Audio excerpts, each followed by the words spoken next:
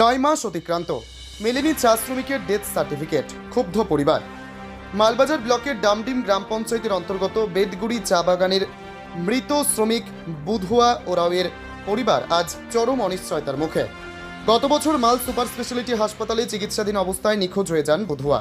এরপর 14 জুন মাল নদীর পাড়ে মৃত অবস্থায় উদ্ধার হয় বুধুয়ার দেহ। মৃত্যুর পর দীর্ঘ 9 মাস কেটে গেলেও আজও হাতে আসেনি ডেথ সার্টিফিকেট।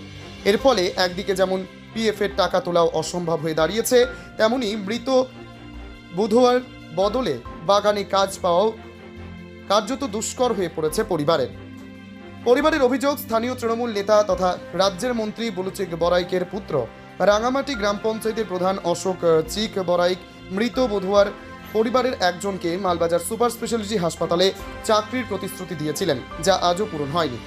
যে ঘটনা ढोला इकरो तो कोनो चिंता भावना करे पड़े हमिन के ई बात तो क्यों नहीं कहा तो इन लेकिन मोई कहा तो इन की अगर चिंता भावना मोई करबो क्यों करबन की नहीं करबन ठीक है ई मोई करबो के बस আজকের আন্দোলন সফল হলো আজকের আন্দোলন সফল হলো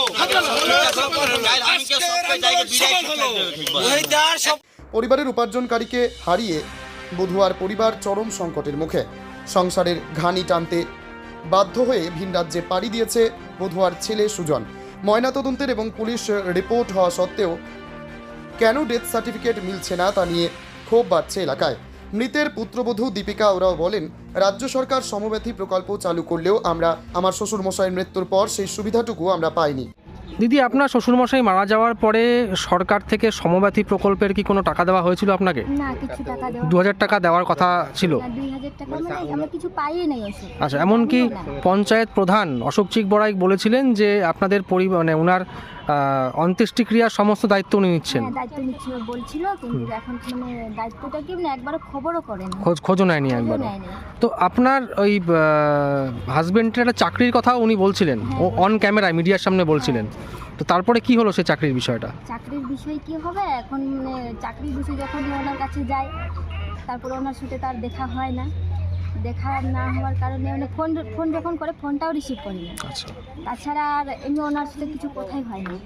চাকরি যেটা আমরা জানতে পারলাম যে আপনার হাজবেন্ডের একটা বায়োডাটা অশোক যাকে দেওয়া হয়েছিল, তারপরে কি বললো?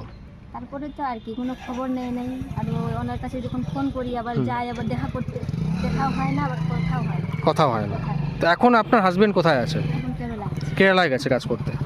আচ্ছা, এখন আপনাদের ফ্যামিলির যা জানতে পারলাম যে ডেথ সার্টিফিকেট এখনো ইস্যু হয়নি। কেন হয়নি, কি বলবেন এই বিষয়ে? ওই তো কাগজের জন্য মানে ডেথ সার্টিফিকেট এত দেরি করে আসছে। মানে 3 মাস তো ডেথ সার্টিফিকেটের জন্য হয়ে গেল, মানে পোস্টমর্টম রিপোর্টের জন্য। তারপরে পোস্টমর্টম রিপোর্টের পরে বলে ও এসে কী বলে পুলিশ রিপোর্ট লাগবে। পুলিশ রিপোর্টের জন্য আবার জলপাইগুড়ি থেকে এখান থেকে মাল থেকে জলপাইগুড়ি থেকে আমাদের মালে আসতে হয়। ওরকম করতে করতে এত দেরি হয়ে গেল। কতবার মানে পুলিশ রিপোর্টের জন্য কতটা দৌড়াদৌড়ি, মানে কতবার দৌড়াদৌড়ি করলেন আপনারা? মানে একবার জলপাইগুড়ি যাওয়া হয়েছিল। আচ্ছা, জলপাইগুড়ি থেকে পুলিশ রিপোর্টের, তো সেই পুলিশ রিপোর্টটা কি পেয়েছেন? এখন আছে, হাতে আছে পুলিশ রিপোর্টটা পাওয়া গেছে। বিজেপি জেলা সম্পাদক রাকেশ নন্দী এই ঘটনায় প্রশাসনের ভূমিকা নিয়ে প্রশ্ন তুলেছে।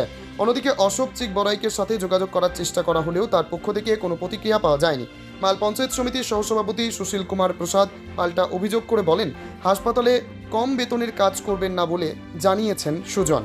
দেখেন, আপনারা জানেন কি যেদিনকে রাত্রেবেলা ওরা রোড ব্লক করেছিল, আমরা এসে আগে রোড ব্লকটা ওদেরকে বুঝাই কি তোমাদের শ্রাদ্ধের জন্য যা সহযোগিতা লাগবে আমরা করব। তারপরে ওদের চাকরির ব্যাপারটা যেটা আপনারা বললেন, আমরা তার কয়েকদিন পরেই ওইখানকার যারা নেতৃত্ব দেয়, যেরকম আমার মনে আছে বানু ওরাও ছিলেন সঙ্গে, ওনাকে নিয়ে আমরা রাঙামাটিতে ডাকা হলো মন্ত্রী সাহেবের বাড়িতে।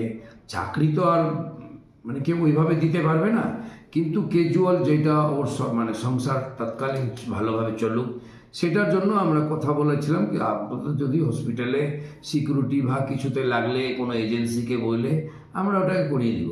কিন্তু ওনারা ওই সময় বললেন কি না, আমরা এত কম স্যালারির মধ্যে কোনো কাজ করব না। তারপরে থেকে ওরা চলে যাওয়ার পরে আর আসেও নাই। আর আমাদেরও মনটা খুব খারাপ কি লোকটার জন্য সহযোগিতার জন্য আমরা ভাবলাম তৎকাল ওদের হসপিটালে কোনো চাকরি হোক যেটা থেকে উনি 10-12 হাজার টাকা মাইনা পাবে, সেটা নিয়ে যদি করলো তাহলে খুব সুন্দরভাবে সংসার চলছে। কিন্তু ওনারা আসেনি।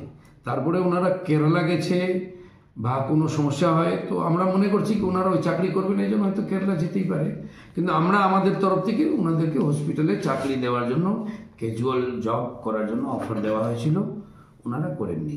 এমনকি যেটা আপনি বলছেন যে অন্ত্যেষ্টিক্রিয়ার জন্য আপনাদের তরফ থেকে একটা প্রতিশ্রুতি দেওয়া হচ্ছে যে সহযোগিতা করার, তো সেই সহযোগিতা তারা নাকি পায়নি, কি বলবেন?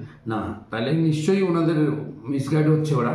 যারা, আমরা কার সঙ্গে কথা বলবো, যারা ওদিনকে নেতৃত্বটা দিচ্ছিল, সেই নেতৃত্বকে জিজ্ঞাসা করতে হবে কি না আমরা কিছু হেল্প করেছি কি না, আমরা টাকা দিয়েছি কি না, আমরা ওদের বডি নেওয়ার জন্য বা কিছু শ্রাদ্ধের জন্য কিছু হেল্প করেছি কি না।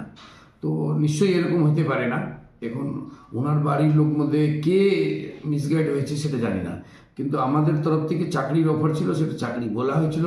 সরকারি চাকরি তো মন্ত্রী সাহেব বা আমরা কেউ পারবো না দিতে, কিন্তু যে আমাদের ক্ষমতা ছিল, যেখানে বলে দিলে ওর লোকটার সংসার সুন্দরভাবে চলবে, সেটা ওনারা ডিনাই করে গেছে আমাদের সঙ্গে।